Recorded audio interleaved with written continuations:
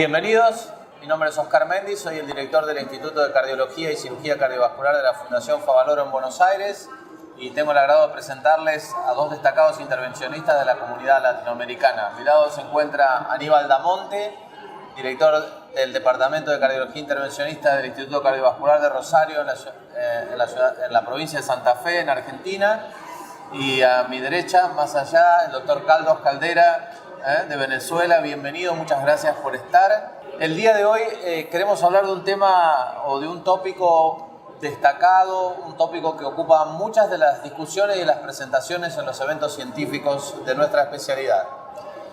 Estamos tenemos resultados que soportan el uso del implante de válvula aórtica percutánea en los pacientes inoperables, en los pacientes de alto riesgo. Pero la evidencia se está moviendo y estamos avanzando hacia los pacientes de riesgo intermedio. Así que quiero conocer cuáles son sus opiniones, cuáles son las limitaciones que ustedes ven, dónde estamos y hacia dónde vamos. Aníbal.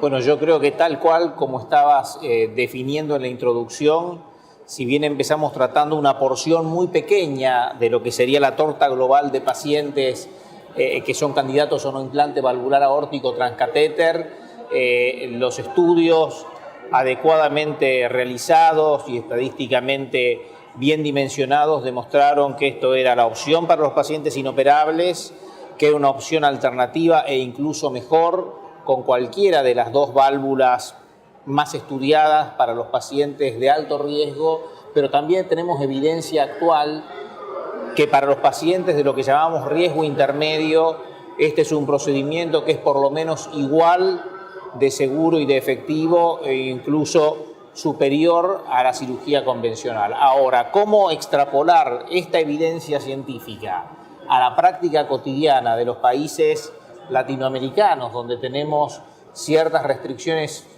presupuestarias en nuestros sistemas de salud, y cómo identificar quizás dentro de los pacientes de riesgo intermedio aquellos a los cuales vamos a poder tratar? Creo que ese es el desafío que tenemos en este momento con la evidencia que disponemos. Carlos, Aníbal nos está hablando de la evidencia que nos soporta y de algunas limitaciones. Él ha puesto el foco en una cuestión muy importante que puede ser el costo del procedimiento y que nos impide avanzar hacia ese grupo de población. ¿Cómo lo ves vos? ¿Crees que solo es una cuestión de dinero o hoy tenemos otras limitantes que tenemos que vencer? Sí, hay que resaltar que en los dos estudios fundamentales que nos han demostrado que los pacientes de riesgo intermedio podían beneficiarse de esta terapia, como el Partner 2A y el estudio Sortavi, han trabajado con una población de pacientes que está entre los 79 y los 81 años, ¿no? Entonces el tema de edad es importante. Por otro lado, el estudio, el Notion Trial, que toca este tema e incluso trata pacientes de riesgo intermedio y bajo, puso su límite de edad en 70 años. Pero ese era su límite de edad, pero la edad promedio de los pacientes fue bastante superior. Entonces, creo que independientemente del tema del costo, nosotros tenemos que lidiar ahora con una población que se nos va a presentar probablemente a edad baja, por debajo de este grupo de edad, y tener que decirle, bueno, realmente esta terapia sí pareciera funcionar bien en pacientes de riesgo intermedio, pero aún no ha superado las evidencias pues, del tiempo que nos diga que la durabilidad de la terapia sea adecuada. Y creo que es ahí donde está el principal problema en este momento. Las guías que fueron actualizadas este año pasaron en los pacientes de alto riesgo a una indicación clase 1. En los pacientes de riesgo intermedio sigue siendo una alternativa de la cirugía. La pregunta, y en base a tu comentario, es, ¿debieran haber sido más claras? Primero que se hicieron antes de la publicación del estudio Sortavi, ¿no es cierto? Sí. Entonces hay un cuerpo de evidencia que quedó fuera de esas guías. Pero aún así, en base a lo que tú dices, ¿tú crees que las guías debieran haber hecho un apartado, un comentario especial, que si vamos a hablar de esta población, la edad, y ahí va la segunda parte de la pregunta, ¿cuál sería el límite en el cual uno dice, bueno, durabilidad ya no es una cuestión, costo seguirá siéndolo, pero nos aislamos del problema de durabilidad? Sí, yo creo que, claro, mientras hoy tenemos esta discusión, en 6 meses a lo mejor ya es diferente porque vamos teniendo los resultados de los estudios de seguimiento a largo plazo.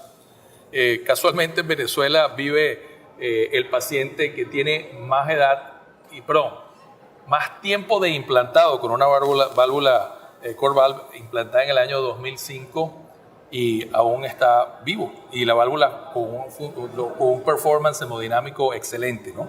Pero a medida que va pasando el tiempo, cada vez esta discusión se va volviendo como obsoleta, porque los resultados nos van demostrando que las válvulas percutáneas funcionan de una manera bastante similar a las válvulas quirúrgicas biológicas. Entonces, a ver, yo les quiero hacer una pregunta con más un sí o un no. ¿Ustedes creen que un paciente octogenario, y de vuelta, volviendo al comentario de Carlos, que esto va a ir cambiando, pero hoy tenemos 5 años de durabilidad probada, tenemos los resultados del seguimiento a 5 años del estudio randomizado del partner, tenemos 4 años que ya están siendo superados del Notion, tenemos los resultados del Pivotal Core Valve Trial, que tiene 4 años de follow-up, o sea, 5 años creo que estamos de acuerdo que tenemos durabilidad probada. La sobrevida promedio de un paciente octogenario en los Estados Unidos, nadie sabe cuál es en Caracas, menos en Buenos Aires, y mucho menos en Rosario, en ninguna de nuestras ciudades lo sabemos. Pero si extrapolamos, pensamos que los octogenarios viven 5 años y tenemos durabilidad probada. Entonces, la pregunta es, para ese grupo de población da la sensación que tenemos la evidencia, que nos queda solo el problema del costo.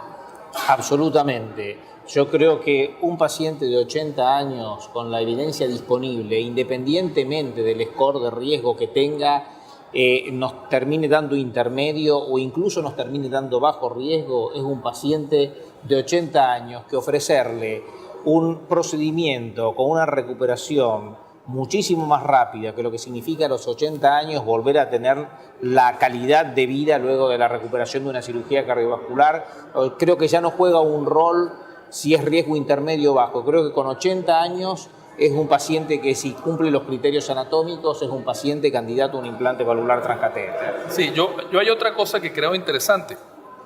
Esto estoy totalmente de acuerdo contigo. Pero hay otro tema que creo interesante, que es que en la medida en que bajamos la edad de los pacientes, el porcentaje de pacientes que tienen aorta bicúspide y donde aún vamos a decir que no estamos 100% seguros del beneficio de la terapia, aún no hay estudios realmente randomizados que nos digan que nos hablen a favor del beneficio de esta terapia. Creo que esa población de pacientes aumenta de manera importante. Entonces, creo que una de las cosas importantes de aquí en adelante es abocarnos a tratar pacientes que están en esta frontera, explorar esta frontera, porque si no nos va a tocar que nos van a decir, sí, ya la terapia sirve, ya pasamos los 10 años, pero nunca la hemos probado de una manera real, bien estudiada en pacientes con anatomías diferentes. Lo mismo que nos pasa con insuficiencia aórtica. Lo estamos haciendo, pero nos faltan los trials, necesitamos los estudios. Bueno, yo creo que los comentarios son muy pertinentes, que creo que estamos bastante de acuerdo, que tenemos datos para ir a este grupo de población, que hay pacientes específicos que merecen ser evaluados, como los pacientes, como decía Carlos, de válvula aórtica bicúspide, pero este grupo de población de octogenarios que tienen insuficiencia mitral, que son diabéticos, que tienen enfermedad coronaria asociada, donde el riesgo de una cirugía combinada es bastante mayor, es como un grupo de población que aún tiene datos más a favor de esta terapia. Por supuesto que creo que un elemento a tener en cuenta es cuál va a ser la vía de acceso. Porque si uno tiene en un octogenario asegurada una buena vía transfemoral de acceso, no hay ningún dato que demuestre que la cirugía es superior. Al contrario, hay algunos datos que demuestran que TAVR es superior. Así que creo que por ahí va el camino, que nos falta bastante. ¿Algún comentario final que quieran hacer para cerrar este bloque? Sí, un último comentario, que es qué hacer en nuestra consulta cuando se nos presenta un paciente a lo mejor de 72 años de riesgo intermedio y que nos dice que no quiere ser operado, ¿no? Esa es una situación que se nos va a presentar con más frecuencia. Entonces creo que nosotros hoy día, con la data que hay, creo que tenemos información suficiente como para nosotros de entrada no decirle vaya y opérese, sino hacerle al menos una angiotomografía, evaluar bien la angiotomografía y predecir cuál puede ser nuestro resultado de un TAVI. Y en base a eso, volver a conversar con el paciente. Porque hay que recordar que a veces tienes un paciente de riesgo intermedio que no tiene la anatomía favorable para un TAVI. Entonces, ofrecerle esta terapia no es una opción. Entonces creo que un poco el abordaje de nuestro paciente puede ir cambiando y podemos nosotros ir digamos, planteándonos una estrategia diferente frente a los pacientes y tomar en cuenta también cuál es la preferencia del paciente con respecto a la opción de tratamiento. Muy buenos comentarios, indudablemente queda mucho por andar, indudablemente el tema de costos va a seguir siendo un tema muy importante para los próximos años porque la población se va a expandir y el número de pacientes que es necesario de tratar es realmente muy importante y a su vez es un problema que varía de país en país, porque un problema que tenemos aquí en Latinoamérica, me refiero a la parte sur de Latinoamérica, en la Argentina específicamente, son los impuestos que pagan estos dispositivos y que eso encarece aún más. Y que no es lo mismo hablar de costo del dispositivo, costo del financiador o costos del hospital para un procedimiento y para otro. O sea que es un tema bastante más complejo que hablar de cuánto cuesta un dispositivo en sí. Así que yo les agradezco mucho por su participación y nos despedimos de este bloque y les damos las gracias por estar con nosotros.